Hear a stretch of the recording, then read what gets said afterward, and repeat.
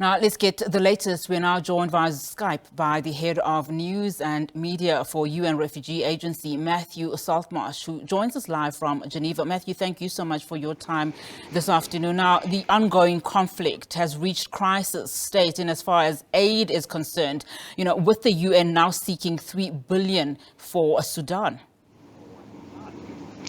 That's right. As you mentioned, the UN is mobilizing to try to raise this money.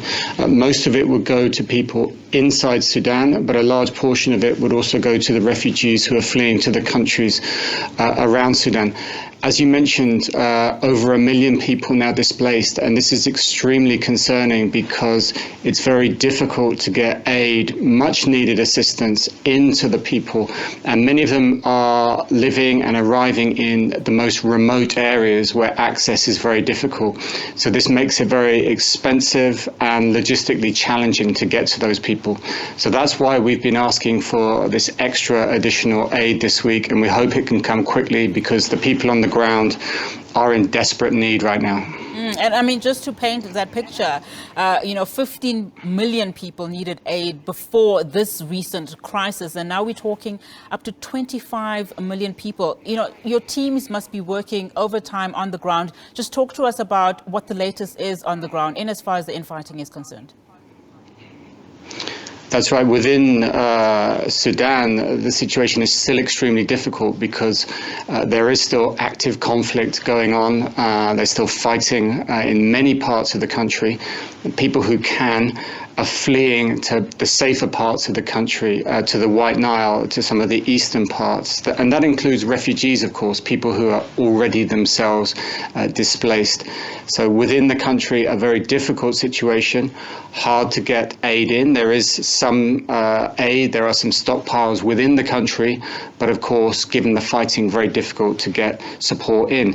And then when you look at the countries around, of course, 7 borders, many people fleeing to these remote areas, so also very challenging to get what's needed into those places. But we are doing what we can. We're working with the governments, we're working with our partners to try to mobilize as quickly as we can for those people.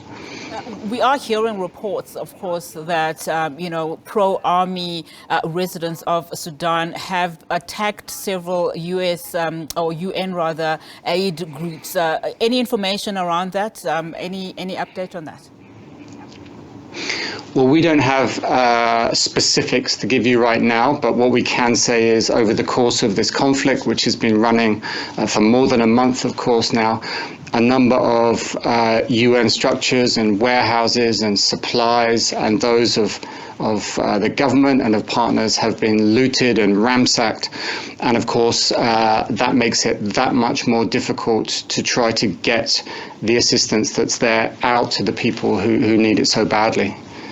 And just going back to those that are seeking help and obviously shelter from other, countries like Chad, Ethiopia, and South Sudan, and of course a lot of them fleeing actually to Egypt. We know that some of these countries that border Sudan are themselves also in trouble in terms of needing aid from the UN. Just how much does this then put pressure on these specific countries? Well, it puts enormous pressure on those countries because, as you said, those countries were already hosting large numbers of refugees, many hundreds of thousands in some cases. And those countries themselves are, of course, in a difficult economic and financial situation. And our operations and our funding in those countries were already severely stretched before April the 15th.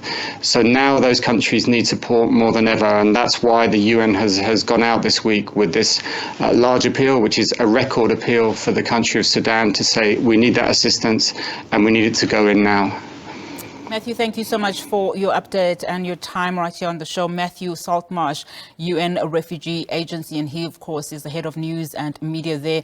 This as the UN seeks further $3 billion in aid to help out in Sudan.